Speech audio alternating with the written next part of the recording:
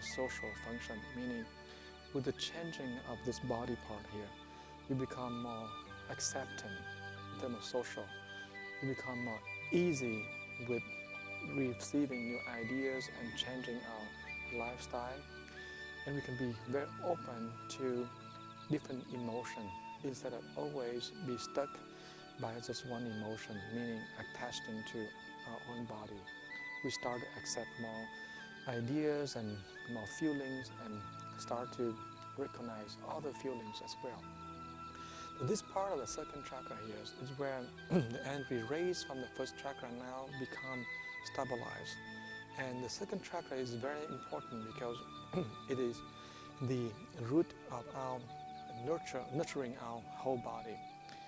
In terms of chakras, in terms of the Chinese system of elements, this body part here is the water element in itself.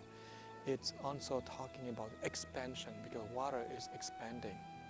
The first part of the earth is not that expansion, but the second part is the water where its expansion is the key element. And therefore, as we do this exercise here, suddenly we break through the desire of our body and we come to a sense of reaching out.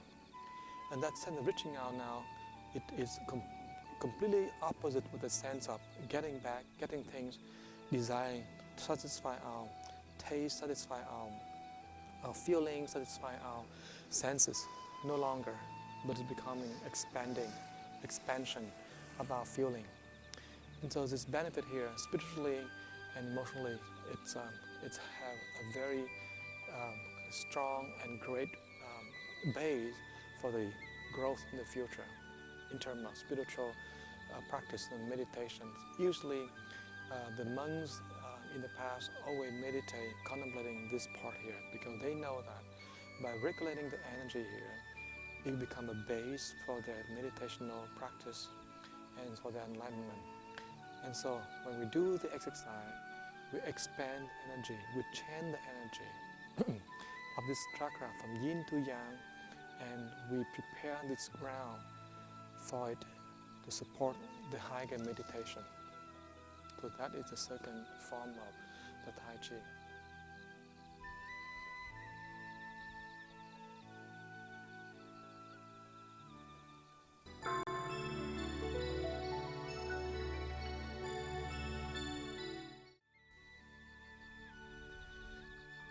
Now we come to the third, the animal, which is the fourth in the series of 10 integral Tai Chi forms. We have the heaven as a beginning where energies start to move as we turn our spine. The second form we call the frog, where we raise energy from the bottom of the spine, from the tailbones up. With the third exercise, the buffalo, we expand the energies around these meridians and this part of we call the gate of life. Now the fourth exercise dealing with moving the energy from the second part here to the third chakra, we call the chakra that identifying self. In this chakra system as well, in the Chinese system of understanding how our elements working together, we believe that the first, third, and the first, second, and third is around this part here. We'll create a complete sense of self or a self system. With the third chakra established, we put ourself, our I, our ego, into the middle of all the experiences, meaning we start to see things from the view of me, I, we start thinking out. We subjective our own experiences. And therefore, this is a very important chakra. Without this chakra, then, like a baby first born, cannot have a sense of self yet. So this chakra here, also holding and bringing all the energy from the first, second together. So usually this chakra connect with the liver, with the spleen. Those are the very important organs that this chakra is connecting with, and it start to connect with the lungs as well. This is because it's right at the bottom of the lungs, diaphragm right here. Now, in terms of exercising, the name of this exercise is called the crane. And the crane is an animal that is completely free. It usually needs a very big space to fly. Now, if you look at the animal, the meaning of the animal, the frog at the bottom of the well is like at the bottom of our spine here. The frog, or the first chakra, at the very bottom. And now we jump out of the well, the energy is released and going up. The buffalo is very slow, and sometimes we call them it's stupid or ignorant. We call them. But actually, they're not smart, stupid. They are very smart. However, they are slow. And so it's presenting greed, the sense of always grasping, always wanting more and more. Buffalo definitely representing a sense of very slow and the sense of get stuck in the mud, get stuck in the desire.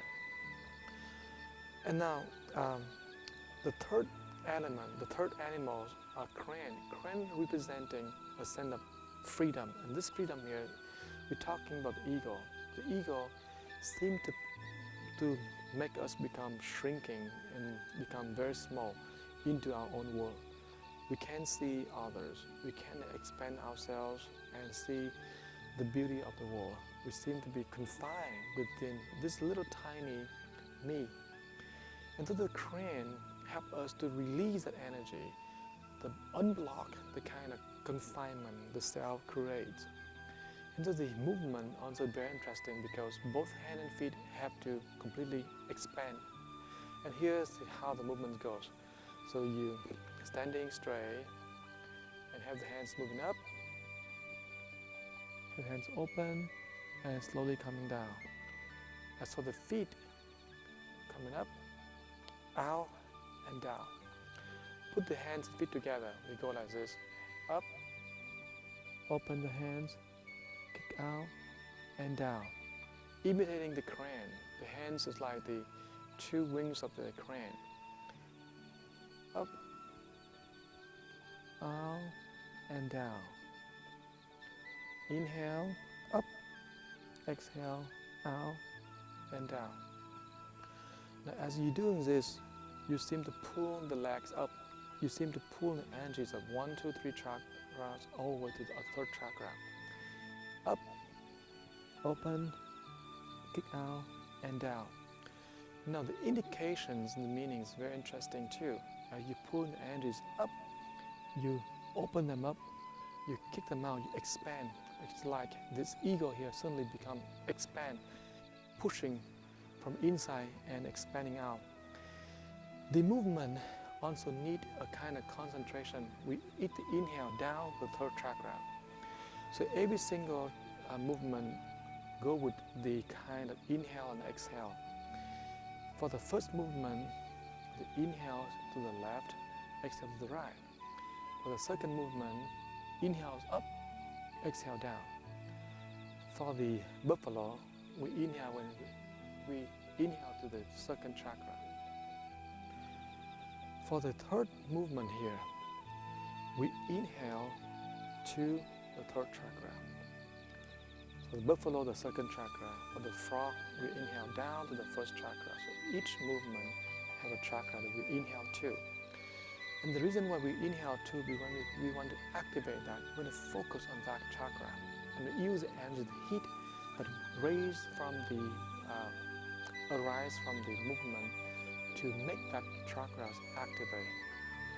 And so the chakras have energies yin and yang, and the more we do the practice, the more the chakra becomes yang, expanding and rotating in the way that we call very positive and create a different form of consciousness. Each chakra is a bioenergy field that sustains a kind of consciousness, a kind of understanding, a choice of lifestyles, a kind of relationship that we have with people, and it dictates how we be in the world. So the energy there is so important because it supports that kind of consciousness. So with the third movement, we need to inhale down to the third chakra. With the second movement, we inhale down the second chakra. So you want to remember that, because every time, every movement, if you ask, where do I breathe? So you just have to remember what this movement does to the chakra.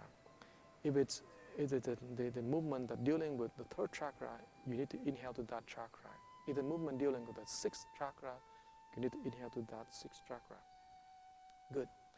And so we have this movement like the crane. We inhale up, and you exhale down. Inhale, move your feet up and legs up, and then exhale down.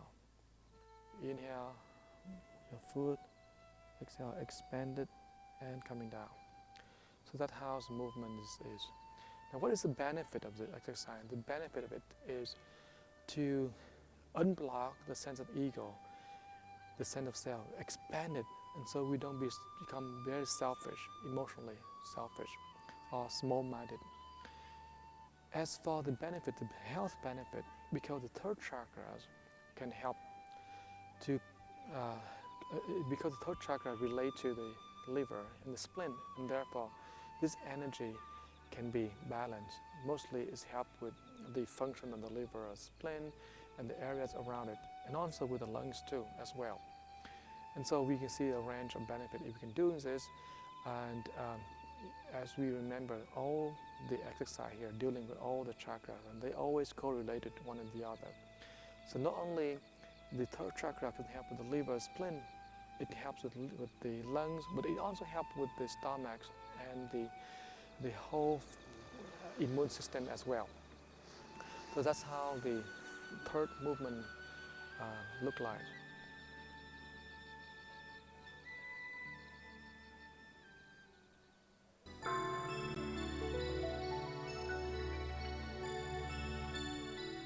Now we come to the fifth movement, we call the dragon.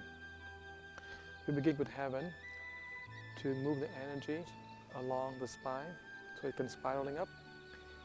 We have the frog to bring the energies from the very bottom, which we call the kundalini, all the way shooting up. We have the buffalo to expand the energies along the stomach areas here, hitting up this part, expanding this part. We have the crane that move the first and the second energies from this first two chakras all the way to the third one, just right at the diaphragm. Now we come to the fourth one, and the fourth one we call the dragon to bring the energies from first, second, and third all the way to the fourth.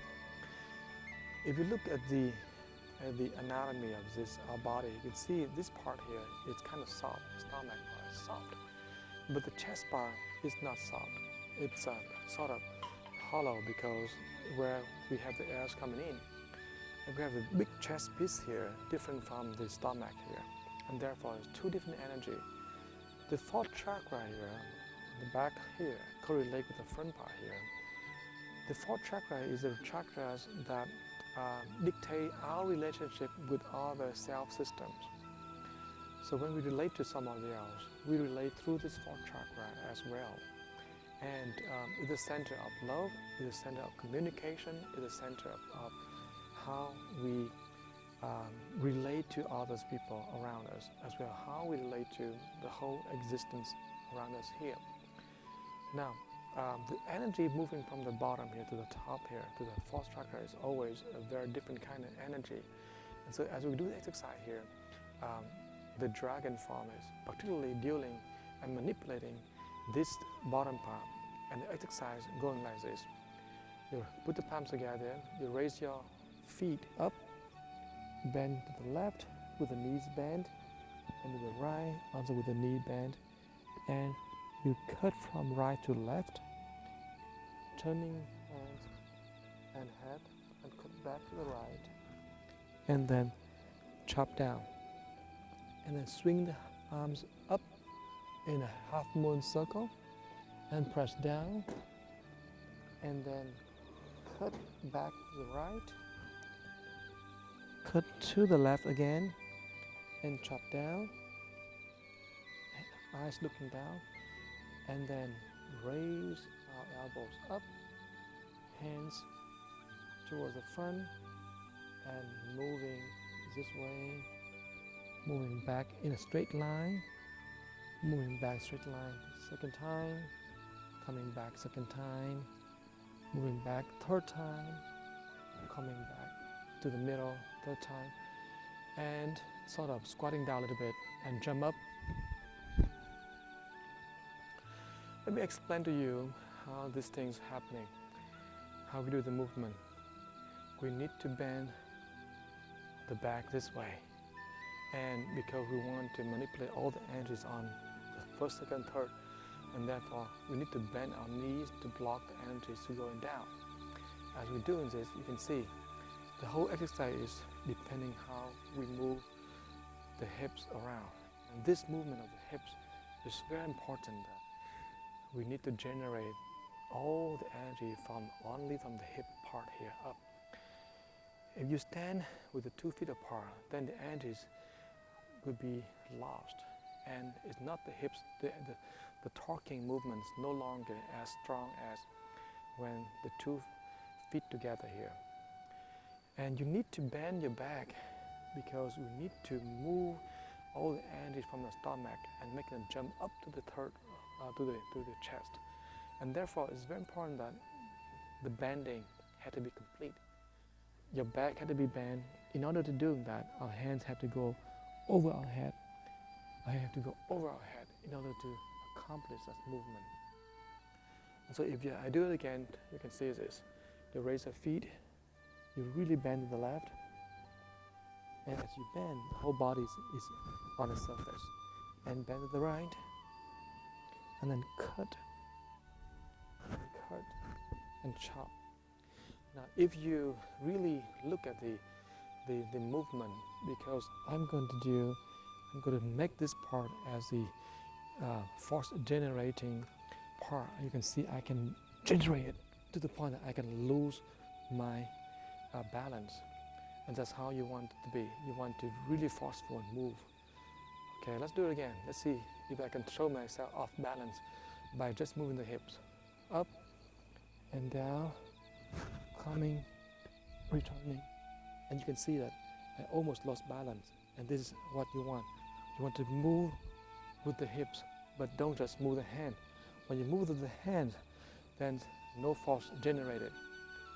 So you need to move the hips, and sometimes you feel off balance, that's good. Through the practice, you learn how to control that unbalance, but you need to throw your body from the hips here. So let's do it again. Up, bend, bend, and move with the hips. Move back, and then chop